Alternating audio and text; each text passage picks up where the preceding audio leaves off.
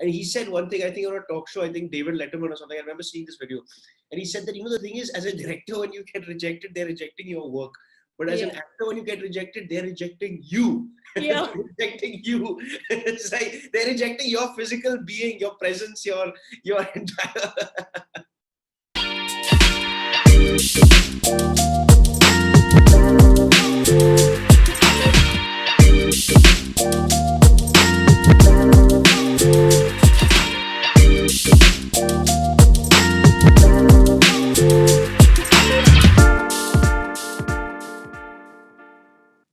Done. Perfect. Perfect. Super.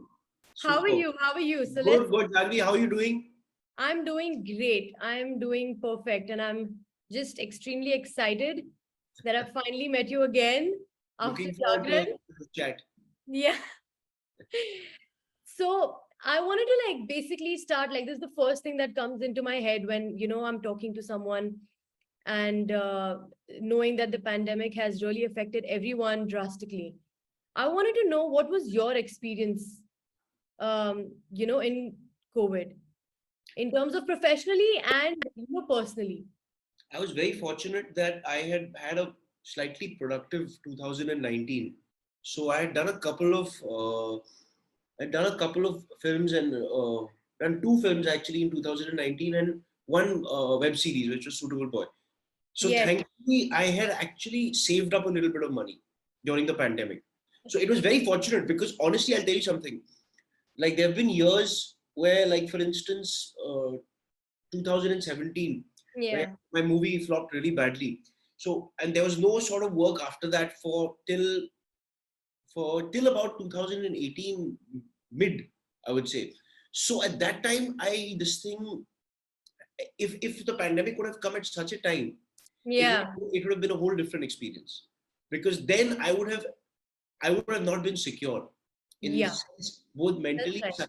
psychologically, professionally, and financially, right? I Yeah. would have definitely been in a sort of definitely been up the creek without a paddle. Literally, I'd have definitely been in a sort of more. But thankfully, there was this sort of There was, yeah. safety blanket with the fact that I had made some income in 2019 and I could afford to sit for 2 years, Yeah. Yeah. right? For a lot of people, that luxury That wasn't there, wasn't the right? case. That wasn't the case. So, from a financial point of view, it was very fortuitous It- that 2019 was one of those rare years which is productive. Otherwise, I've had many years where nothing's happening, and and also the sort of you get worried financially. You think that damn, I'm reaching. I need to take up some job. I need to do something, whether it's an ad or whatever Exactly. the hell it is, to keep myself going financially. Otherwise, so that's an interesting thing. The way, I mean, in an actor's life, because the tricky thing about an actor's life is it's not a rolling income. It's not a Yeah. day. It's not Exactly. a 9 to 5 job where every day you're working, so you get a certain financial stability. There's times where you're doing really well and you feel great, and there's times where nothing's happening and you feel like, damn, I'm going through Yeah. what the hell is happening, that kind of thing. So it's an interesting contrast, an actor's life. But from that aside from just the sort of financial point of view, it was it was a time of really like sort of re-examining and just meditating and just sort of taking Yeah. a breath, as cliched as that sounds, to just kind of not be, because we had become as a society so dependent on I guess even now with the phone and whatnot, with the social media and stuff, that we're so dependent on seeking some kind of stimuli, and so it's dependent on the excitement of sort of Yes. hustle and bustle of life, right? Right. This Right. forced us to just completely be reclusive and to hibernate, which was, I think, it was an interesting thing. It was, I would say, personally, I felt that the first wave was easier to cope with. The second wave, which came in, I think, about March of Uh, 2021, I around there. think so as well. Yeah. Yeah, I that think, was yeah. that was way tougher, and also that was because we were reading about all kinds of. There was a tragedy every day in the morning when you opened the newspaper. When you, yes, yeah, Yeah. absolutely. That was a very scary time. That was a really very scary time. I mean, that was honestly, that was probably the most difficult period for me. is that every day I was dreading waking up and opening the newspaper, because the thing is with COVID, I think what COVID has taught all of us as human beings is that one cannot be at peace when one's fellow human beings are not. Yeah, that's Right? true. One can't. It's just not possible. I mean, that's what the Buddhists also say, is that you can't be at peace when your fellow human beings are suffering. Yeah. So it affects all of us deep down in our souls, what is going on in the world. But COVID brought it to another extreme altogether. Yeah. I think it was just something that nobody ever expected that could take place upon our planet, Yeah. honestly. So What about yours? How was your COVID experience? mine was chill in a little way that, because I I just shifted back to Dubai. I was over here, but then I shifted back to Dubai because the situation was much more, at peace over there. Yeah. Like people were allowed to roam around, people were, allowed to do a lot of things over there. So I thought going back would be a little easier for me. Yeah. So that's what I did. I was there for almost a year or something, and then I came back here when the situation got normal. In And plus, 2021. sorry? In 2021, probably. No, yeah, actually, yes, 2021. I think after the second Yeah. week, I went back. Yeah. Correct. Yeah, it was, So I mean, 2020 you must have spent in Dubai. sorry? 2020 you must have spent in Dubai. No, I spent 2020 here Okay. and I went back again. And then I came back again because, before the second wave started, things were looking a little fine. And then, so I came back and then again I flew back when the second wave came in. I mean, if I talk about my experience of going back, it would Mm. take a whole nother day to talk about it, trust me, with the flights and all these issues. Oh boy, especially international, yeah. That's a Oh my God, you won't believe it. Like, I know that my father and everybody was sitting in the airport when the flights got cancelled. They all sat down and they were all like, threatening them that, what, come and kill us, but we want to get out of here and do whatever you want. Because there were pregnant women. I mean, think about, yeah, like, it's not about us. What, exactly. for us, yeah, okay, fine. Nahi hua flight, we're just going to come back. We're going to sit here at home and it's not a big deal, but there are families who are not living together, pregnant women, old women, and they're spending 11,000 dirhams on this spot to get another flight and fly back because of their families not being here. So when you see these visuals in front of you, it really changes you as a person. And knowing, the kind of luxury that you live, Exactly. so it just changes all of these things. No, it's also absolutely. It changes your perception. It changes your Sorry, yeah, my cat wants to exit the conversation.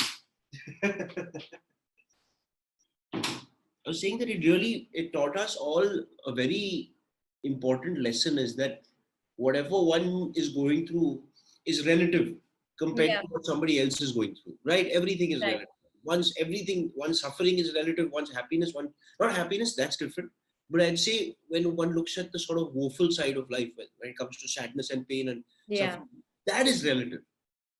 So right. even me, one should never think of one's happiness as relative, because that's greed. Then you're constantly comparing, oh, that person's happier, Huh, I'm not that happy. why am I But not? as far as suffering is concerned, one should always practice this relative approach, because one realizes, suppose I'm feeling really down that things are not going great or whatever professionally, but compared to somebody else's woe and suffering, Yeah, as you just described at Dubai airport, what is my woe compared to that, right? So exactly, right. exactly, so it's a very important lesson. It really Did you taught me. catch COVID at any point? I didn't, but you know what? I'll tell you something. I've lost my sense of smell and taste for the last 1.5 years. And when I lost it, I went and got myself tested. It came negative. And then shortly after that, I'd gone in March, I think right before the second wave, I went with some friends to Goa for a holiday. And while coming back, I also got myself tested, obviously, at the airport. And both times it came negative. But my sense of smell Or and you taste, need to go and check why your taste and smell is not right. I it, don't think it's COVID, but it's something else. no, it's COVID only, because this has happened to, a lot of my friends have also had the same problem. Where their sense of smell has not come back for, like, I would say about, like, so mine, I would say it's only 30% is there probably. Yeah. 30%. Yeah. 60, 70% 30%. is gone. I can't get the whole picture. I can get like gradations of smell and taste, but the entire picture is not there. Well, I don't know if It's you're great lucky experience. or what, but yeah, some things you can be saved from then. And exactly. since you're talking about, these loss, I mean, not the loss, but you're talking about these flops, or forget about the flops, but not Yeah, getting that work all the time. And yeah, exactly, because that's how actors' life is. So exactly. you face a lot of rejection as an Yes, actor. How do yes, you deal personally with these rejections? Like, how do you go forward with this? Because your complete livelihood depends on these things. absolutely. Absolutely. That's a very good question, Janvi. That's a very big question because how do you deal with rejection is something that people have been trying to figure out since the dawn of Yeah, exactly. dawn of the movies, right? I'm sure Exactly. even in the silent era, people must have been grappling with this question. How does one deal with rejection? Because I really think that the way to deal with rejection I guess, number one is to not take it personally because the fact of the matter is that sometimes or the other there's very abstract and subjective reasons as to why someone does not get selected for a role. So it's not always does not always necessarily reflect on your ability. There Yeah. could be. That's how people take it actually. They start judging themselves. Oh no, absolutely, absolutely. I mean, I think Quentin Tarantino said a very funny thing once because when he became a really successful director, he also wanted to try to become an actor. So he had a brief period in the 90s where he was really trying to become an actor, and he's not a bad actor. I quite like some of his performances, but he was really trying very hard in the mid 90s to be taken seriously as an actor, and he wasn't being taken seriously as an actor. All the magazines were writing these snarky kind of pieces about his acting, and he said one thing, I think on a talk show, I think David Letterman or something, I remember seeing this video, and he said that the thing is, as a director, when you get rejected, they're rejecting your work, but as an Yeah. actor, when you get rejected, they're rejecting you. They're Yeah. rejecting you. It's like they're rejecting your physical being, your presence, your entire. So that's, but no, not necessarily. I don't think that. I mean, he's a very dramatic person, so he's. Dramatic person, yeah. But so I guess sometimes one does feel like that. Sometimes one feels like shit, yeah. मुझे पसंद ही नहीं करते हैं या Huh. जो भी है. No, I But feel like this is the story of every actor. every Like actor, they get rejected, they're like, मैंने एक्टिंग अच्छी नहीं की, क्या मैं अच्छा नहीं लग रहा हूँ, कि मैंने क्या किया गलत जिसकी वजह से मुझे नहीं मिला. So I think exactly. this is like every actor's question. Yeah. And I want to know, so since your parents are in this industry, actually pretty much your entire family is in this industry. Yes, absolutely. Yeah. So were you also this child who wanted to get into this from the beginning just because your family was in it? Or how did you basically pave your path towards this industry? It's very interesting. I went to boarding school at the age of 12. And in boarding school, I think before that, when you fill up those questionnaires of bada hokar kya karunga, to you say Huh. something like astronaut or whatever. So you Yeah. got a very concrete picture in your mind as a before 12 of what you really want to do. And we we had a healthy distance from the film industry as kids. Like we did not really, we weren't. The thing is that we weren't our friend circle, our parents' friend circle when growing up.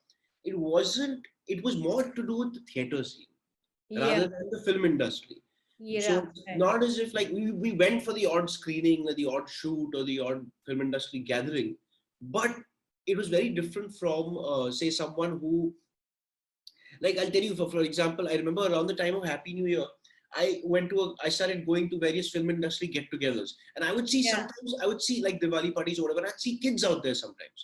Yeah. And I'd be like, this is interesting because these kids have had a filmy upbringing. Like, yeah, because when I'd go to like a Bollywood get-together and I'd see kids, with their parents, obviously, Yeah. I'd realize that I'm so glad I never had this kind of a film industry upbringing. You Upbringing. know what I Right. mean? Of sort of being in the film industry, you know, Right. as a child. Right. We always had a healthy distance from it. We'd go for shootings and for screenings and that sort of thing. But we were closer to the theater scene. So the people that Right. I grew up around, they were theater actors and theater people, I right? think that kind of, actually it just shows who you are, honestly. Like even the other day when I was talking to you, the kind of image and the kind of videos that you see online of the kids that are, these star kids and everything that you see how they are. And I'm not saying anything wrong, but the Yeah, way you exactly. Even I asked wasn't. me I to wasn't also. compare it, I'm not taking a knock at those kids exactly, who were yeah, there at that party. I was saying that it's interesting because these people interesting, have a different life experience than what I have. right? And honestly, they will also be able to understand the film industry with more depth and clarity than I have been able to. True. So it's Yeah, that also can be a exactly, thing, right? exactly. Since you're talking about theater, Yeah. you've been, I think, very involved with theater, and from what I know also, that you do everything. You're exactly like Tarantino, doing direction, acting, writing as well. So what do you enjoy the most? Like, what do you enjoy most? Do you love acting more? Do you love direction more? Or Actually, direction I haven't done in a very long time, but I'm a novelist as well. So the wow, novel, another yeah, yeah. one, another tick. I'll send you the links to my novels there. No, Sure. but sorry, to answer your question, to complete the question that you asked before this, Yeah. is that so before I was giving you a picture of what life was like before going to boarding school, which was like this. We were very active in the theatre scene. As kids, we would be in our parents' plays. We'd help out. We'd be a part of the crowd scene or be backstage. And sometimes we Yeah. had an Some actual of the, yeah, some of the other way. right. So this is pre 2002. 2002, at the age of 12, I went out to boarding school. That is a big change in one's life, right? Yeah. Now, before the age of 12, I didn't think about what I'm going to do in life when I grow up. Yeah. I took for granted that I'm a part of the theater scene, and theater is always going to be a part of my I'll life. be always, But yeah. acting professionally and that sort of thing, I would say, on the contrary, going to boarding school discouraged that even more. Because boarding school is about as far away from the film industry and the acting world as you can get, right? It's Okay. I would say it's the antithesis to that world. It's the antithesis to the entertainment industry. And That's especially when I was growing up, especially in boarding school, it was a fiercely academic environment. yeah. The fiercely academic. North India is intense with academics. Yes. Bombay is a little more chilled out as far as academics are concerned. But trust me, that's why nowadays they're making a lot of shows about it, right? Like stuff like all these shows about IIT, and they're making that subject is being explored. So it was interesting that I grew up during the phase of intense academia, intense North Indian Yeah. academia in Dehradun. So everything was about. I remember kids saying to me like, "Oh, if your parents are doctors, then you take physics, chemistry, bio. Yeah. Or if your parents are businessmen, then you take commerce accounts." Yeah. I took humanities, and I was 5 out of 500. There's five of us in humanities, and also what used to happen was that I was slightly rebellious against being an actor. I did not want to be an actor because I was seeing the examples around me of all these people who were really like Yeah. academic and also very. There was no one who wanted to be an actor at that in my school. Uh, for instance, I mean, that's what I'm saying. So, and especially, so I remember this one time that was the breaking point for me when I was studying for my boards, and everybody was studying for their boards. And I remember this one guy came up to me and said, "Abhi, tu kyun pad raha hai? Yaar, tu to padega character hi banega." And that was the moment when I said, "No, I will be anything but an actor. मैं engineer बन जाऊंगा, लेकिन मैं actor नहीं बनूंगा." I mean, But so that was there. I definitely had that as a kid. कि नहीं, मुझे बड़ा होकर actor नहीं बनना है. nahi banna hai. नहीं But बनना yeah, है. now look where you Engineer are. बन जाऊंगा, doctor बन जाऊंगा, कुछ भी करूंगा, actor नहीं बनूंगा. That all changed obviously at the age of 19 when Mr. Vishal Bhardwaj asked me to audition for Satkunma. South Kunma, right? And being such a gung-ho, huge fan of his, like since I was a kid, since watching Makbul, being such a massive fan of his, I went into it completely. I had to do that. I was like, dude, this is a chance in a lifetime. So whether or not I actually wanted to be an actor professionally, a genius, a filmmaker that I'm a huge Yeah. fan of was asking me to act, to audition, and then to act in his film. I was like, just do this. I had to do this. This is a blessing. I'm Yeah, very right. fortunate to have gotten this. And Exactly. but the funny thing is, and even Vishalji told me that you continue your education after you do this. So when I started, when I got into the film, I still had not made that mental switch that I'm going to do this for the I'm rest going of my to do life. this. Yeah. It was a one I can vividly remember. It was one moment while I was sitting around waiting on the shoot. It was like an epiphany which kind of happened, where I was sitting around waiting on the shoot, and I saw all the construction around me, the technicians and the people making a church, and I just saw the sheer the magnitude of what filmmaking is and what it means to us as a society. And that's when I said to myself, Yeah. you should consider yourself lucky that you're sitting here, make the most of it. And so since then, I've pretty much been an actor. Been an actor. Like, So since you've acted in films and you've done a lot of theater, I think you are someone who understands the most of both these buildings. You understand what is in it. So if I had to ask you that, do you think theater is more rewarding than film? And I don't mean rewarding in terms of finance, like I don't mean in terms of cash, but I mean in terms of appreciation of an actor or a director. Do you think theater is more rewarding in terms of films but comparatively to film? I would say yes. I would say absolutely yes. But that's my personal opinion. But it's But then the why do you think that is?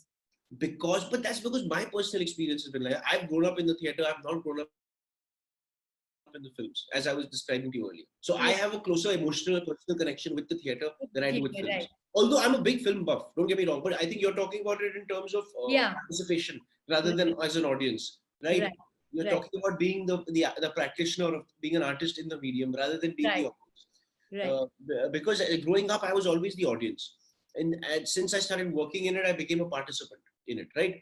So Right. I would say definitely theater is more, but that's just my opinion. The theater is more rewarding in every which way In than every way, film, right? every which way. But that's my opinion, and it's. I guess it wouldn't be fair to make these kinds of comparative judgments because film is also beautiful in its own way. Film Right. has its not so great sides as well.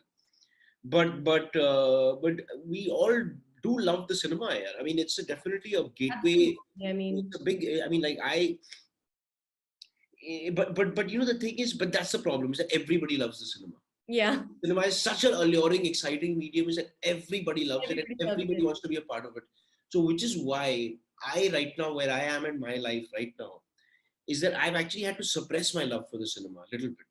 I've Oh, had to like sort of take some of that love out of out, myself yeah. You because can't love because I it. realized that I realized that everybody loves it. So which is why I'm right now in my life more focused on literature and more Right. focused on theater rather than cinema. But I do love cinema. I can't help it. But I really have to sometimes suppress that love because I know that this is a very fiercely competitive, market-driven medium, Right. and there's all sorts of variables that work out here, and it's not. It's a complicated love affair that I have with the cinema. Right. So that's why as far as when you ask the question of what's more rewarding, theater, but I still can't deny the fact that I am a big cinema buff, right? Yeah. That's the thing. And so now that, we're talking about theater and we're talking about films, Mm. so what is the difference? Like, what is, according to you, according to your experience, what's the difference in acting in a film and acting in theater? How is it different? The paraphernalia, apparatus. Because suppose I'll give you an example. Suppose we're shooting a scene where both of us are talking right now. Right. Now, if we're doing that on stage in a play where Janvi and Vivaan are sitting across a table having a conversation, if Right. we're doing that on stage, we'll actually be sitting at a table and having a conversation. Right. Whereas if you're shooting that in a film, you'll probably be sitting there. I'll probably be sitting here. Oh, We'll be looking at a cardboard cutout, imagining that that's Janvi or imagining that that's Vivaan, and there'll be cutter stands and lights and this, that, and and so you're supposed to feel that and do your acting. exactly. So in theater, you organically inhabit the space and the scene, whereas in film, there's a lot of intrusion from the machinery of filmmaking into your acting process, and the job of the film actor is to transcend that, is to Right. create magic when it's least possible to create magic. Create. Where Right. it's really difficult, where things are chaotic, where where it's a I mean, Stanley Kubrick once said that filmmaking is like trying to write War and Peace in a bumper cart in Disneyland. And he's Oh, absolutely right. Because it's the chaos of a film set. One has to kind of transcend that and still create great work in those circumstances. Where where where right. there's so many levels of artifice. There's so many levels of Right. artifice. There's so many levels of someone's coming in putting makeup on you, someone's got a Yeah. throat roll here, someone's got a light Yeah. here, you have to look there, imagine here. So if you have so many levels of artifice, how are you going to get truth? How are Right. you going to get truth? If there's Right. so many levels, I'm telling you, psychologically, a film actor, there's one portion of the brain that always knows I'm shooting a movie out here. So Yeah. inhabiting the character 110% is way tougher Right. on a film set than it is in theater. because in theater you're actually inhabiting that space. Right. You're not.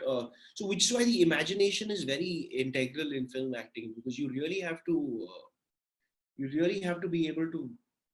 Yeah, I mean, of course, if you're telling me that, there's a cardboard sitting in front of me and I'm supposed to talk to it like Yeah, it's you, thinking it's you, exactly. absolutely, it's difficult, right? Which I'm is why I have a lot of actually respect for you. exactly for the craft of film acting, because it's far more complicated. There's a whole lot of other layers to it, which but here's the thing is that the truly great filmmakers will try and make sure that the atmosphere on set is closer to that of So, theater, yeah, because a right, lot of them also come from theater. A lot of the I think some of my favorite filmmakers do have they do they worked in the theater, or they're interested in the theater. They're not purely filmy people in that sense, right? So right, and I know when I've worked with those kinds of filmmakers, it's not been that kind of environment where the right. machinery is intruding upon the scene. Yeah, It's slightly more organic. And that reflects, that shows on the that final product, shows. because then you have slightly more realistic cinema with that. Whereas I think in the commercial cinema, where there's a whole lot of stuff like this. I mean, before the camera rolls in a commercial movie, there are hundreds of things which need to be organized.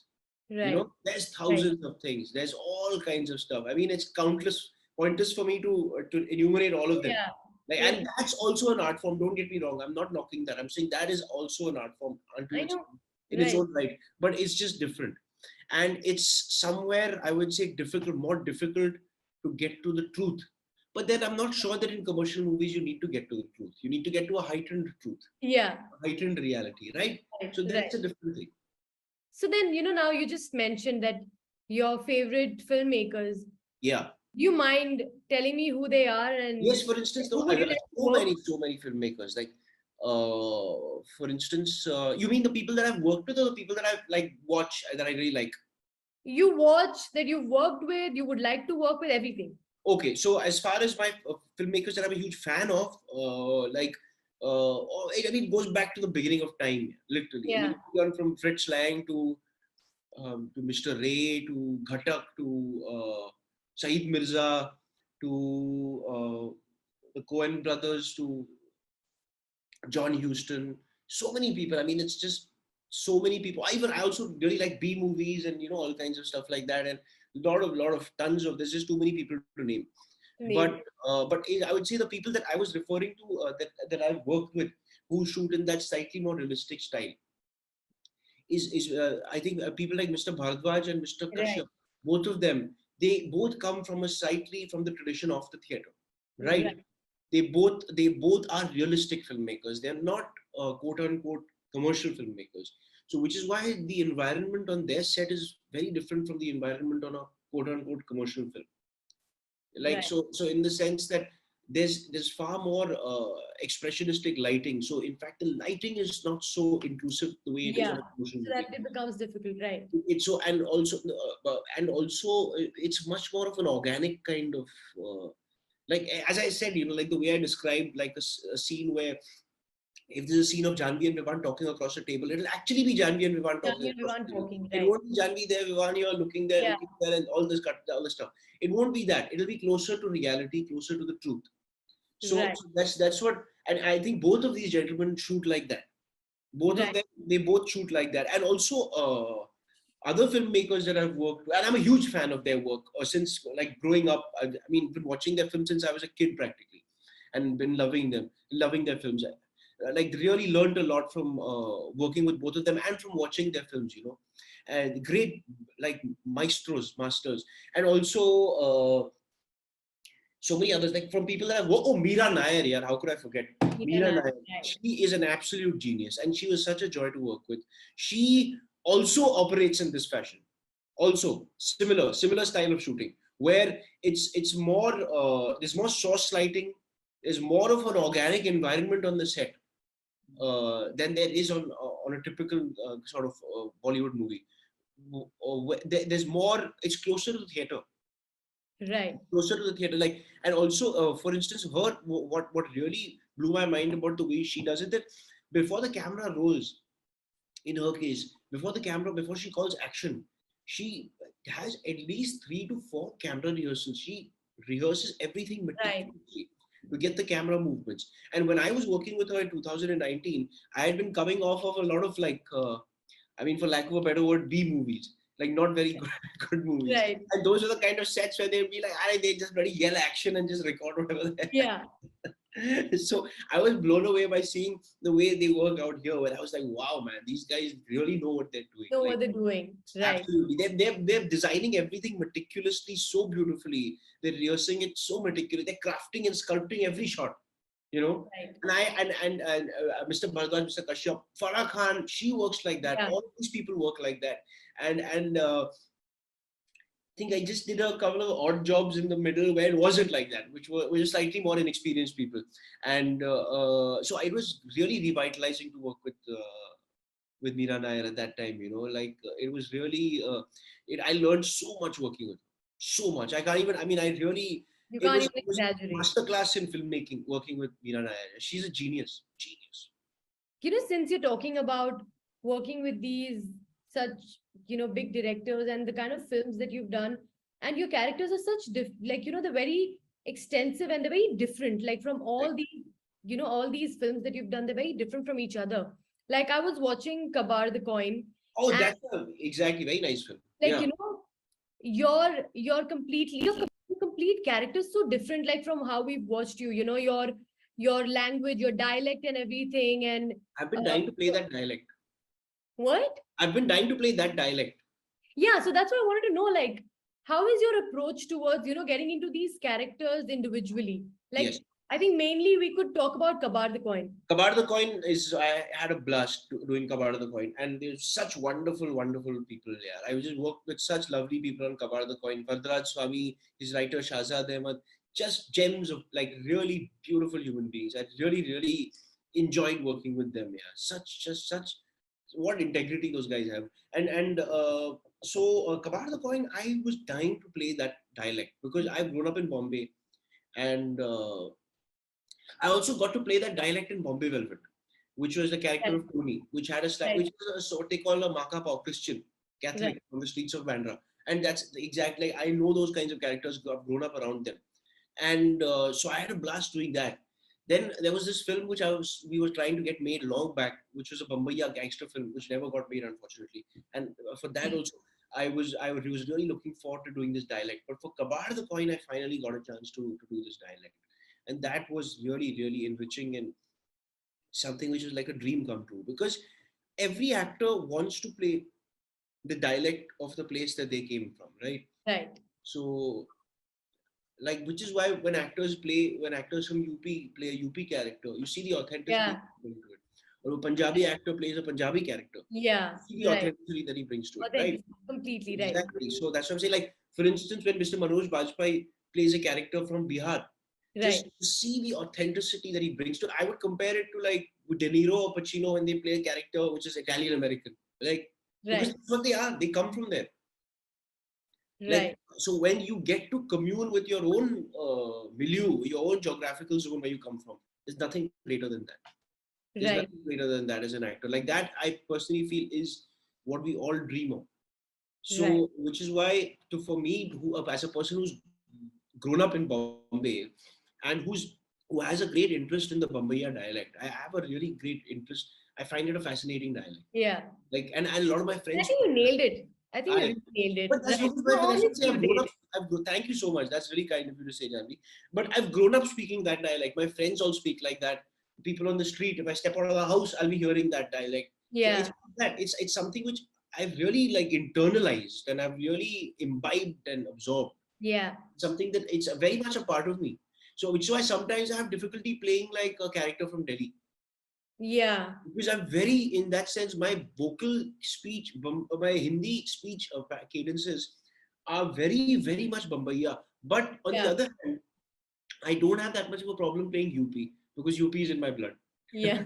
So that's there. So I can. I mean, Delhi is also technical. It's also in my blood because my mom's family comes from Delhi. But I guess I have not understood the Delhi Punjabi milieu as much as I have understood the Bombaya or the UP milieu.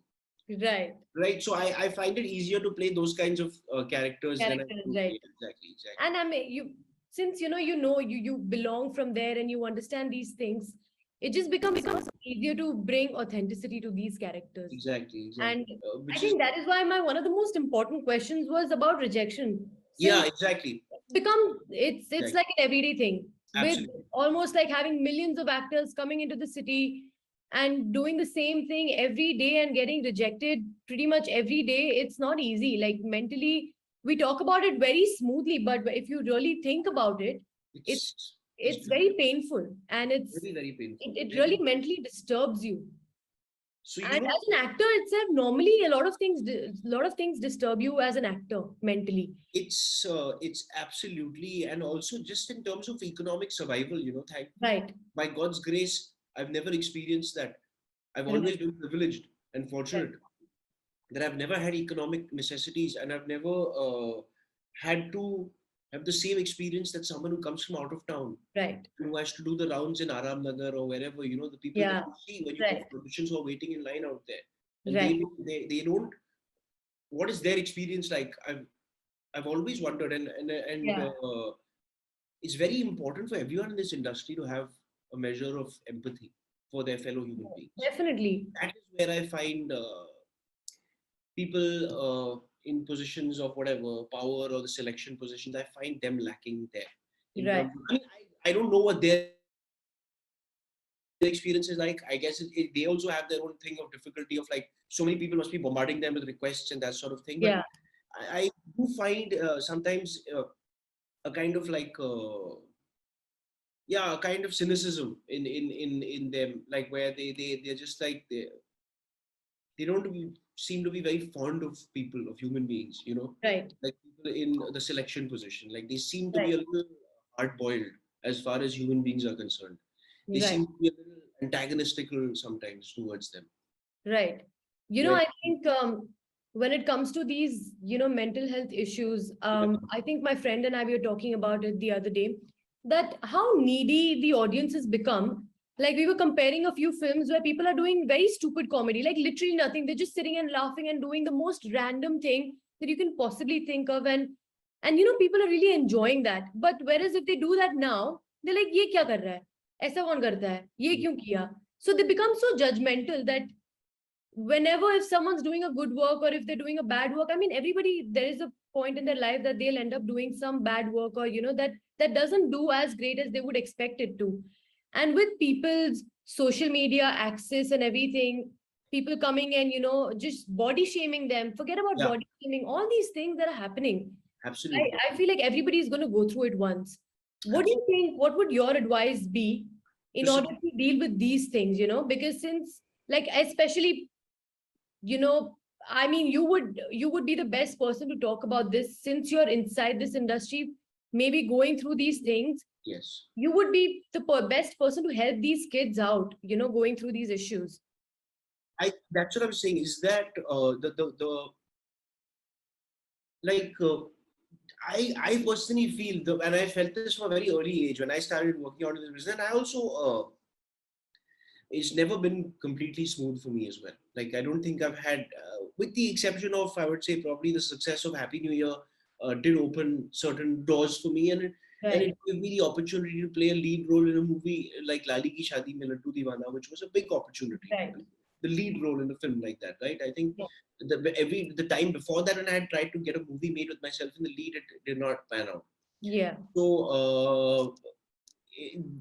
what the interesting thing is that what I realized from a very early age was that this is a medium, the movies, which, and that's what I was saying, that while sometimes I feel as if I have to remove my love for the movies and suppress it a little bit, because Right. this is a medium which is truly not dependent on oneself. You're not master of your own destiny out here. You're dependent on too many external forces. Exactly. Every Right. day I wake up in the morning, the first thing I do is check my phone. Arey yaar, aaj kya aaya? Oh, aaj kuch nahi aaya. Arey yaar, shit. That kind of thing. So I would say don't be enslaved to the phone. Number one. Number two, as idealistic and romantic as it sounds, try and create your own work. I've been saying this from day one. And I've always believed this. And try and create your own work means uh, whether it's film or whatever, but as I said, film is a resource dependent medium. It's a medium which requires time and money. So which Right. is why and even theater does actually. So I think when I started out, I was very much a playwright. Right. And also was a I wrote a lot of screenplays. But I think at the age of 20, and after trying to get that made and trying to get my plays made, at the age of 24, I started writing prose, which is literature. Okay. Because for that, all I need is a pen and a piece of paper. I Right. don't need anybody's time. I don't need anybody's money to make that work Yeah. materialize. Just to Yeah. make it materialize. Now to sell it, that's a whole different ballgame. Yeah. That's then I'm in control of the means of production. I'm Right. not in control of the means of distribution. Still need to sell it to a big company to get it out there. But I can at least see that work materialize. In Yeah. film, you cannot see that work materialize. In Yeah. film, when you write a screenplay and you put it out there, that's half the battle won. The other half is how do you make that come alive? But when I Right. get a book, it exists. It's done. It's like making a painting and you can look at it Yeah. there. You can Right. see it. That's a whole different struggle. So that's why I'm saying to the young people out there, find yourself a medium. And I know film is the most powerful and alluring and exciting medium and everybody wants to get into it. But still, I'd say find yourself a medium that's self-sufficient, that's practical, that gives you joy, gives you meaning, that's doable, and something which you can polish your craft at. And for Right. me, it's been writing. For me, writing, and when I say writing, I mean prose. I don't mean scripts and novels because scripts and plays, because that's a form of writing which is dependent on other external forces and resources. But in terms of writing novels, it's given me so much meaning in my life, Janvi. It's given me so much joy in my life. It's given me so much purpose. It's given me that same sense of happiness that I used to get as a child when I used to sit and draw comic books nonstop. And that is what we all aspire towards. That kind of Right. satisfaction is what we want in life, Right. right? Just the satisfaction of being at a study table and doing your thing. There's no greater joy in life than that. So I think that that's very important, that all young people out there find themselves an art form, find themselves a medium that is doable. That's doable. The problem with film is that it's not practical. It's not doable. It's very romantic and it's very like it's aspirational, Yeah. right? It's almost like the word pipe dream is too strong a word, but sometimes it does go into that realm. Right. And I say that because trust me, I've grown up, and so I was telling you the fact that I've had a healthy distance from the film industry, but I Yeah. also, through the course of my growing up, I've grown up with and been friends with a lot of people that have been in the midst of the struggle. The Right. people that have been around have not all been sorted, right? They've Right. also been since an early age. My sister's friends and the people in that theater scene that I grew up around, they were people that were struggling in this film industry, and so from a very early age, I was exposed to the quote Yeah. unquote the struggle, right? Right. And not only actors, but also filmmakers and budding Right. writers who Absolutely. who were so brilliant, but were not able to get their stuff done, and were not able to amount to what they would have wanted to. Right. That is why I've had a lot of cautionary examples before me in that sense. So, which is why at the age of 24, I completely abandoned this whole filmmaking dream and Yeah. stuck to prose, because that and as I said, literature and books are not right now currently as interesting a medium to a lot of young people. Yeah. It's a very visual era that we're Yeah. living. People are not reading that much, but at some level, I have to bite the bullet and accept that and not get affected by that, and not Yeah. let that affect my work. I'm Yeah. still going to write books, whether or not whether or not books are an essential or integral part of the popular culture or not. Right. I Right. still do it because it gives me purpose, it gives me meaning, it gives me satisfaction and joy. So Right. that's what I would recommend to young people, is to find themselves a medium, Right. which they are able to practice and they're able to do. Right. And I since you said that that you until 19 you weren't pretty sure of what you wanted to do, Yeah. and then you landed into this film. Yes. And when you realized that you wanted to be an actor, like what was your take towards that? Like, in terms of maybe training, or in terms of how did you polish your art as an actor? It's a very good question. And I would say with experience, with on-field learning, Yeah. because I never did a course. I mean, I did see, the thing is, my father is also an acting professor. He's taught at NST and FTI. He's taught various courses, and Right. he has, literally an entire syllabus or course which he's devised of his Right. theories of acting, which he's learned over the years, and he's formulated from whether it's Stanislavski, Grotowski, Lee Strasberg, Mr. Um, his teachers Alkazi in NSD, Satyadev Dubey. Right. He's formulated an entire syllabus and sort of course on acting, and I've been trying to convince him to write a book about it, where he Yeah. can put down his theories for future acting students to Right. refer to. Uh, so my dad, I'm fortunate that I've had an institution at home where I Yeah. can learn from, right? Yeah. So whether it's to do with the workshops that we did together, whether it's to do with Yeah. the that we did, to plays that we did together, I learned everything that I know from my parents as far as acting is concerned. But as far as polishing the craft, that Yeah. is something that needs to be done individually. That no one can help you Right. with. So that Right. I only learned on the job while working on various films. Sometimes while working on bad films also. The bad films actually taught me more. They Yeah. improved my craft more. Absolutely. Like they really improved my craft more. Like the sort of the because acting is also, we tend to regard acting as a very creative and artistic endeavor, but it's also an athletic endeavor. It's literally like Yeah. a sport. It's about bodily, physical, hand-eye, vocal Right. coordination. It's a physical discipline, acting. Absolutely. Yeah. So that is something that it took me time to learn. That is something that it took me time to polish that craft, because I always imagined that acting is a purely artistic and creative endeavor. I Right. would say it's as much of an athletic endeavor as it is that. Right. I have this very weird question Yeah. that people might ask you, which good experience of your life changed you, that changed your life forever. But I actually want to ask you, which was the worst experience of your life that changed your life? Yes, so that there was many of those in terms of the kind of projects, like sometimes which I wasn't very happy doing, but I'm Right. glad I did them. Even though Yeah. I was suffering through them, I'm really I cherish the memories that I had with the people with which I made the film, the Right. shows or whatever. I wouldn't name it obviously, but I cherish everything about it, and I cherish the suffering that I went through making those things, because it would have been way. I mean, like honestly, sometimes one thinks that if I would have sat at home for those 2 3 months, I would have been happier. No, I'm glad I went through that. I'm glad I went through that horrible experience, because that Right. it's important. It's very important, and life is not always going to be hunky dory and awesome.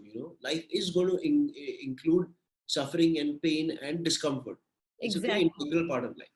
And Exactly. I'm glad that I went through those kinds of experiences. Like Right. it was where it was really difficult making those shootings, and but it's made me understand life more. It's made me understand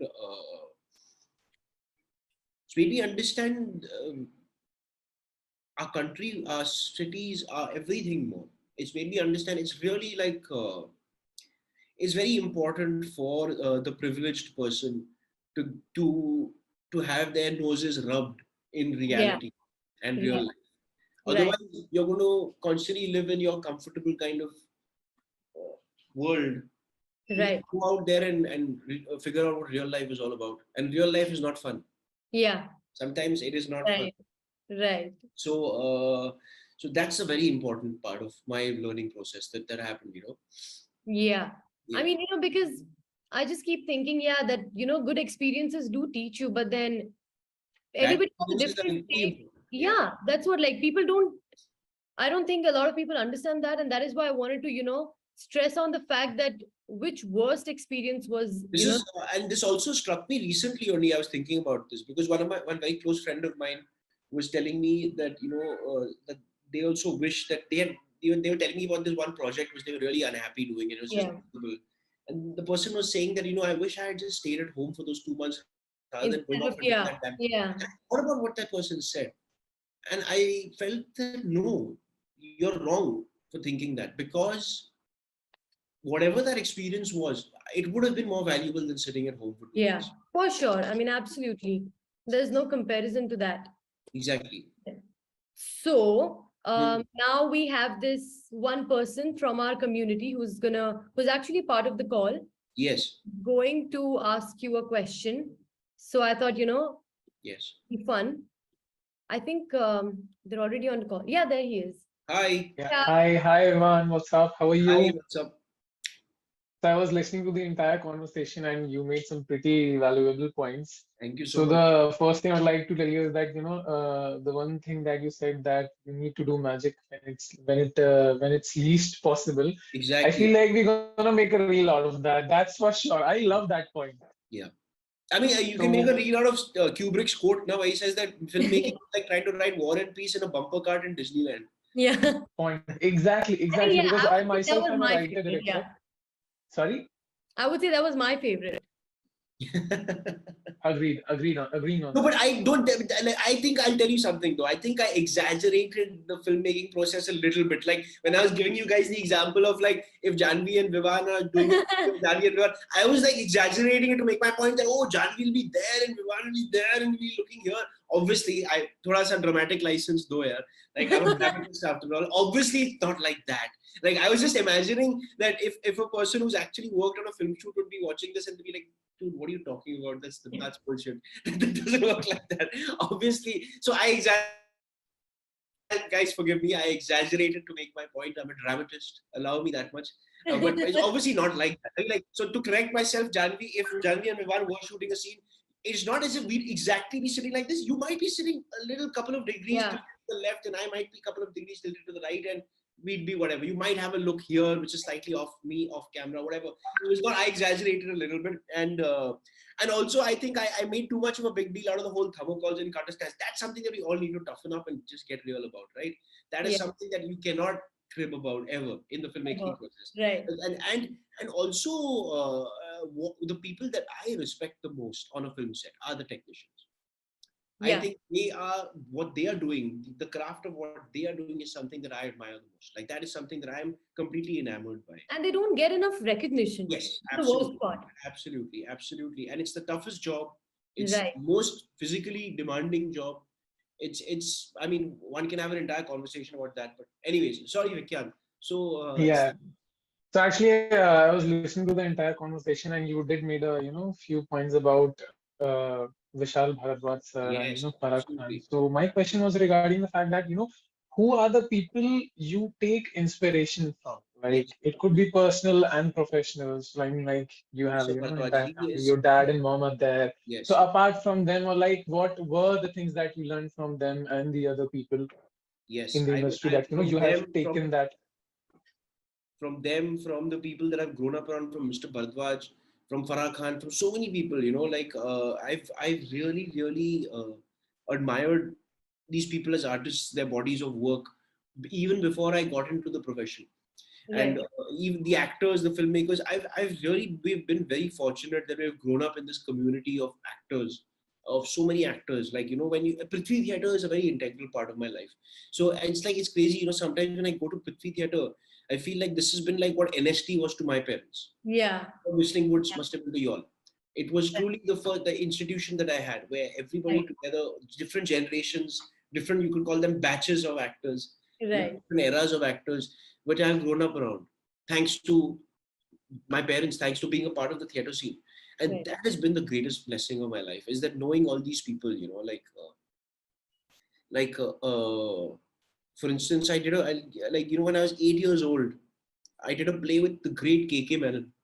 I like, what a mind-blowing experience that was. How fortunate am I that at age 8 I got to do a play with KK Menon. Like, Right. that's insane, right? Now when I think about it, it's like, holy crap, like damn, like Right.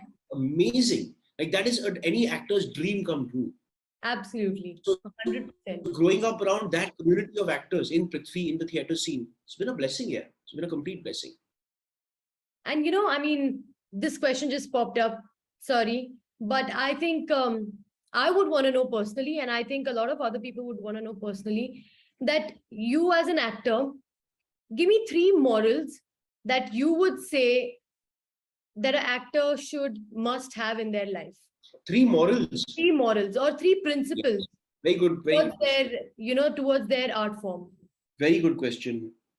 Very good question. I would say that treat each project equally, regardless of the size Right. and the scope and the significance of the project. So don't treat one project more half-heartedly because it's not as fancy as their other project that might be really cool and awesome, you know.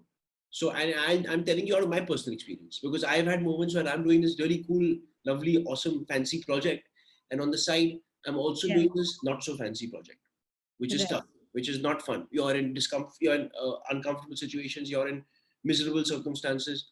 Right. But it's a true test, and I found myself when I was in that kind of scenario, the latter one, I found myself being less patient, losing my Right. patience, and being like, कि, "अरे यार," cribbing, like, "अरे यार, guys, why ठीक से नहीं हो रहा है?" Huh. Then I had to pause myself and say, "Why are you getting upset? Why are you getting like this? Why are you getting irritated? Why? Because this is not a fancy project like that one." Yeah. So it's a true test of one's character. And since then, so I'm saying this as someone who's been guilty of that. Don't do that. Right. Don't treat different projects differently. Respect the fact that these are human beings who are putting their heart and soul. They're working at something, and just because it's not a fancy project with like a big studio backing it or whatever, doesn't mean that you don't treat it with respect and start Right. losing your patience. So that's a very important point. That's very important, and that happens to actors. It's natural. It's Yeah. natural. This happens. I'm telling you out of experience, and now hopefully I will not do that in the future. Right. Right. Yeah. Thank you, Vikhyat. Thank you for that lovely question. It was really nice talking to you guys. Nice Thank you, talking to you, Vivaan. Riyad. See you. Bye, Bye. Vikhyat. Thank you, Vivaan. Thank you so much. I mean, Thank you so much. It's a wonderful conversation. I swear, I mean, I hands up say that it was the best conversation I've had. Are, thank you No, so much, honestly, Hanvi. because I don't think it was just, yeah, it started off as an interview and all of that, but I know how much I've gained from it. That's very kind of you to say that. Genuinely, I did. Thank you so much. I really loved it. Honestly, I just had so much Thank fun. I just hope you did as much as I I did. absolutely did. I absolutely did. It was wonderful talking to you, Janvi, and I hope that the audience will learn something from it and try to apply it to their life. And I hope that they've got something out of this conversation. I mean, Yeah. I did, and I think I'm pretty sure, 100% sure that they did. I mean, they will. Thank you So so much. thank you so much. Wonderful talking to you, Janvi. Take care. You Bye. too. See you. Bye-bye. Bye. Bye. See you.